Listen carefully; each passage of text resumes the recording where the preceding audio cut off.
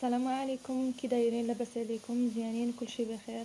نتمنى ان شاء الله تكونوا في احسن الاحوال يا ربي، وتلقاو هذا الفيديو وانتم في احسن الاحوال ان شاء الله. معكم دنيا، وهذه اول مشاركه ليا في هذه القناه نتاعي.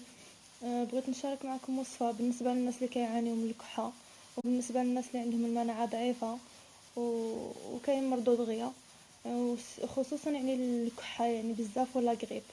هاد الوصفه هذه مكونه من الثوم والماء سخون، يعني هذه بشكل اساسي. يعني هي مضاد حيوي يعني 100%. يعني كاين شي ناس اللي ما كيبغيوش ياكلوها، كيقولك لا الريحه لا فيها هادي لا فيها هادي، ولكن لا بالعكس، هي الانسان الا عرف كيدير يستخدمها وعرف كيدير يتناولها ما غاديش يلقى معها مشكل. وغادي نوريكم الطريقه كي غادي نديروها باش نحصلوا على المشروب اللي بغينا حنايا.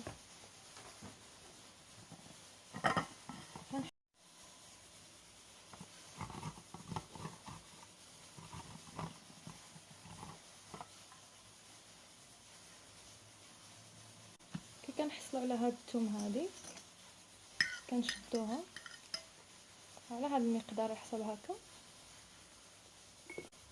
وكنديروها في هذا الكاس. ويعني من الاحسن الا كان عندكم الصفايه ديروها في الصفايه هكا، وكتخويو عليه الماء سخون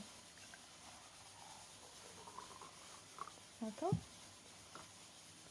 كتخلطوا شويه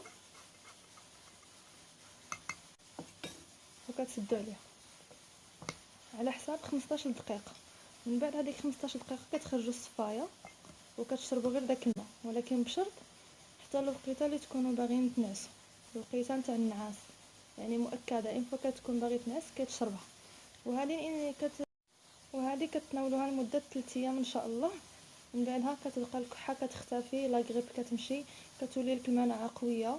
ونتمنى ان شاء الله يشافي ربي كل مريض ويداوي كل مسلم في هذه الارض ان شاء الله يا رب.